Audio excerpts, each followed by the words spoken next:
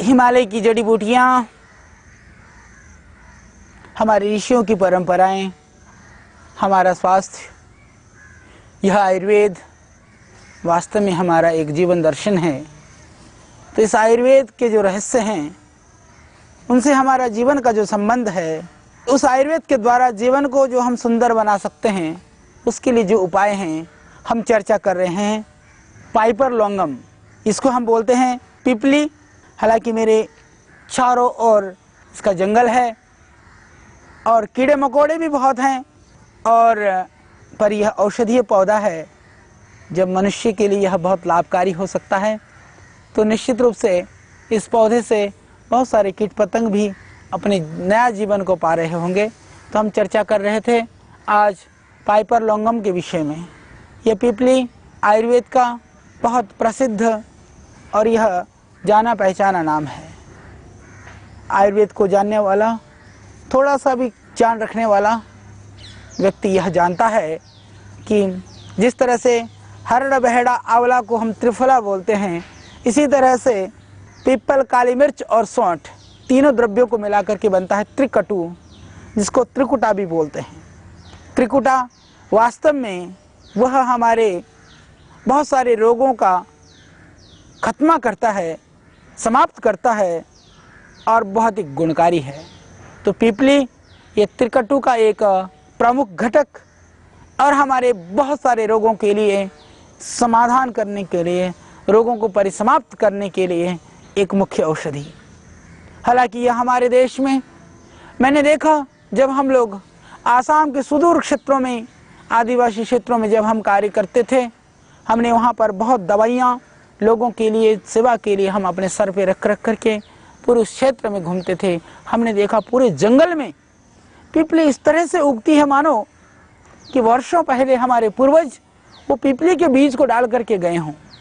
इतनी मात्रा में वहाँ पर होती है और ये आयुर्वेद का मुख्य द्रव्य है। यदि थोड़ा सा प्रयत्न किया जाए, इस प्रजाति को वहाँ पर खेती के रूप में बहुत लगाया जा सकता है। हालांकि हमारे दक्षिण भारत में भी इसकी पैदावार होती है, उत्तर भारत में भी यह मिलता है। हरिद्वार के क्षेत्र में भी यदि आप ठीक से उगाएं तो पिपली की खेती आप कर सकते हैं। यदि आप पिपली की खेती नहीं भी कर सकते हैं तो पिपली के बहुत सारे गुणों को आप जान करके किसान भाई हमारे उगाएं और आप इसका प्रयोग करके अपने जीवन को सुंदर बनाएं। तो जब हम जंगल में घूम रहे थे आसाम में, हमने देखा कि जंगल में इसी तरह से ये खड़ा है। मैंने फिर पूछा कि इसका आप कुछ प्रयोग करते हैं, तो वहाँ के लोगों को इसके प्रयोग का ज़्यादा पता नहीं था। फिर हमने उनको लिया और इसकी इस तरह से एक पूरी पिपली को उखाड़ करके हमने उसकी जड़ को निकाल करके हमने कहा कि देखिए, फल सीजन में आते हैं पर ये जड़ हमेशा होती है उसके अंदर। यह जड़ भी बहुत गुणकारी है। कितने भी भयानक आपको बुखार हो, किसी भी कारण से फीवर हो, उस फीवर में यदि ये पिपला मूल को तोड़ करके, थोड़ा पिपला मूल को आप काढ़ा बना करके पिला दें, सुबह शाम बुखार निकल जाएगा, पसीना आ जाएगा। इससे जो शरीर के अंदर जो उसके जो टॉक्सिन्स हैं, विजातीय तत्व है, निकल जाएंगे। किसी भी तरह का, चाहे वो वायरल है चाहे मलेरिया है। और मैं कहता हूँ कि यदि आपको बुखार ने बहुत पीड़ित किया हुआ है और आप डॉक्टर की चिकित्सा ले रहे हैं, तब भी आप उसके साथ में इस पिपली मूल को, यदि आपको ताज़ी ना मिले, पंसारी के यहाँ पिपला मूल के नाम से पिपली का यह मूल जो है, यह रूट आपको उपलब्ध हो जाएगा।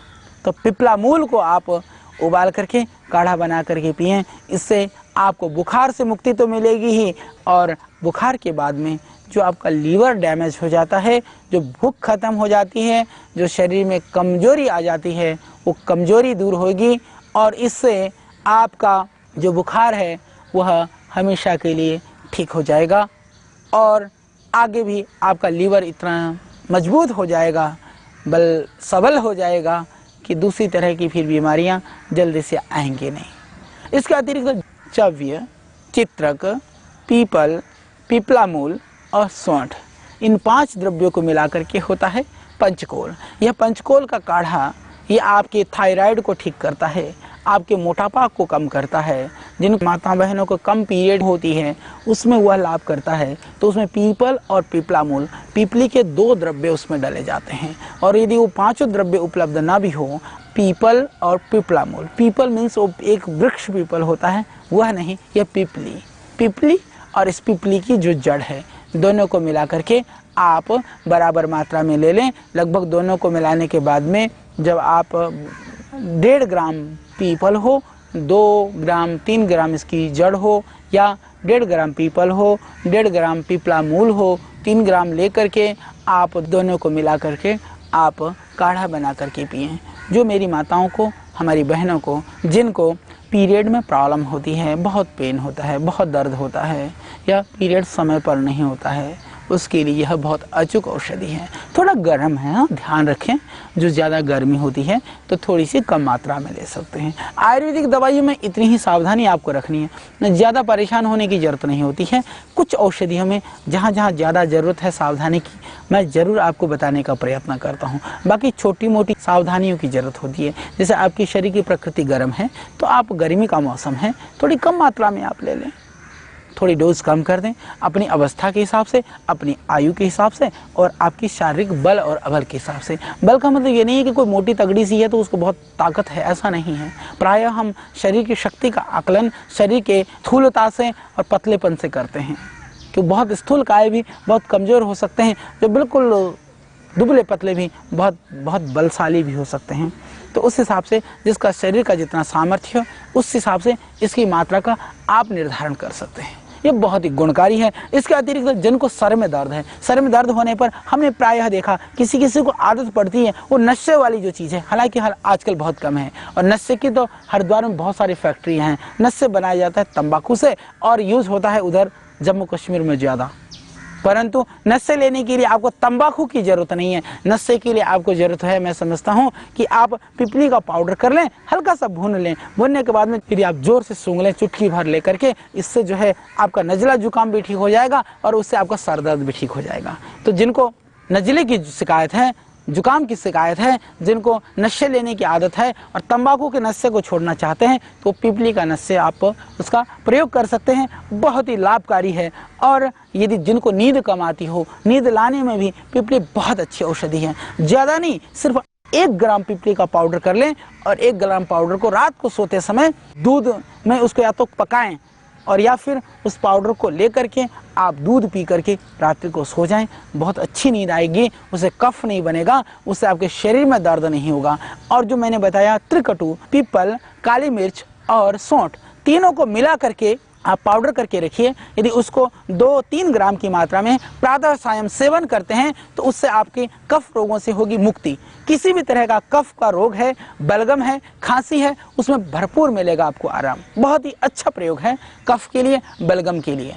और जिनको अस्थमा की परेशानी है, जिनको श्वास रोग है, श्वास रोग में भी पीपल बहुत अच्छा काम करता है। सिर्फ पीपल का पाउडर करके 2 ग्राम की मात्रा में लगभग यदि आप चाट लें तो आपको श्वास रोगों से मिलेगी मुक्ति। हालांकि हमारे आश्रम के अंदर हम स्वासारी क्वाथ बनाते हैं। स्वासारी क्वाथ के अंदर यह पीपला मूल डाला जाता है और स्वासारी रस जो शहद के साथ चाटने की औषधि है उसके अंदर त्रिकटु भी डाला हुआ है। वो अस्थमा के जितने भी जो आयुर्वेद में औषधियाँ होती हैं, जितने भी कफ वाली दवाइयाँ होती हैं, उसमें अलग अलग मात्राओं में इस पिपली का प्रयोग निश्चित रूप से कहीं ना कहीं जरूर होता है। प्रायः तो मिलेगा ही मिलेगा आपको। तो ये कफ के लिए और अस्थमा के रोगों के लिए बहुत ही गुणकारी और बहुत ही लाभकारी है यह। और इसका रतौंधी में भी जिनको नाइट ब्लाइंडनेस की जो शिकायत है, रात को यदि आपको दिखाई नहीं पड़ता हो तो पिपली को, हालांकि बहुत लगती है, पर पिपली को यदि आप काजल बना लेते हैं, पिपली का काजल बनाने के लिए आप ऐसा करें, पिपली का बिल्कुल बारीक पाउडर कर लें, घी मिला लें, रुई में आप उसको मिला करके बत्ती बना लें, बत्ती बना करके उसको जला लें, जला करके उसका काजल बना लें। काजल बना करके उस काजल का भी यदि अंजन करते हैं उससे उसकी आंखें ठीक रहेंगी। बहनें नज़र से बचाने के लिए लगाती हैं। नज़र से बचने का मतलब यही है कि जो दूसरी तरह की जो बैक्टीरिया हैं, वायरस हैं, दूसरे बाहर के जो दूषित वातावरण का जो प्रभाव है उससे बचना ही वास्तव में नज़र से बचना है। तो उससे आप बच सकेंगे। रतौंधी के लिए बहुत ही अच्छा उसका प्रयोग है। यदि गले की खराबी है, यदि स्वर भंग है, आवाज़ नहीं निकल रही है, तो उसमें भी आप इसका प्रयोग कर सकते हैं। इसका पाउडर करके उस पाउडर को यदि आप चाटते हैं शहद से तो पूरा लाभ मिलेगा। और जो छोटे बच्चे हैं जिनको दांत निकलते समय बहुत भयानक पीड़ा होती है, परेशानी होती है, उसमें भी ये पिपली बहुत ही अच्छा प्रयोग है।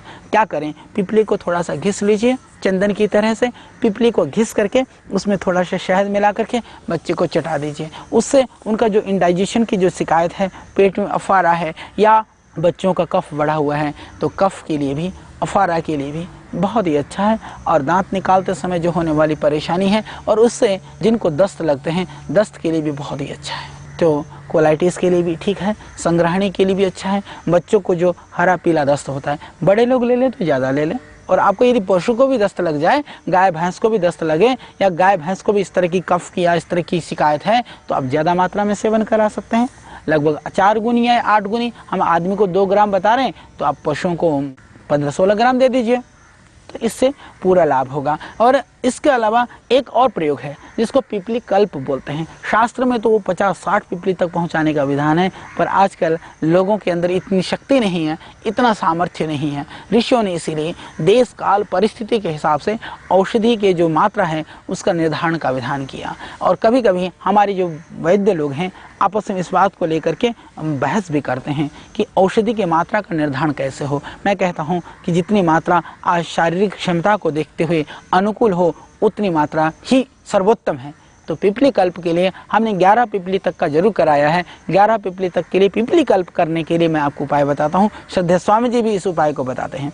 आप एक पिपली को जितना दूध आपको हजम होता है, 2 गिलास आप यदि डाइजेस्ट कर सकते हो तो 2 गिलास दूध जो है आप डाल करके एक पिपली को पकाएं। पका करके आप उस दूध को उबालिए। 10-15 मिनट उबल जाए, थोड़ा सा बच जाए, लगभग गाढ़ा सा हो जाएगा दूध, उस पिपली को खा करके दूध को पी लें। आप प्रयत्न करिए कि बाद में कुछ भी नहीं खाएं। दोपहर को भूख लग जाए, शाम को भूख लगे तो बिल्कुल हल्का सा कुछ आहार लीजिए। कम से कम अन्न पर रहें, जितना कम खाया जा सकता है उतना खाएं। इसी तरह से दूसरे दिन 2 पिपली डालें, फिर दूध को उसी तरह से पकाएं, फिर आप सेवन करें।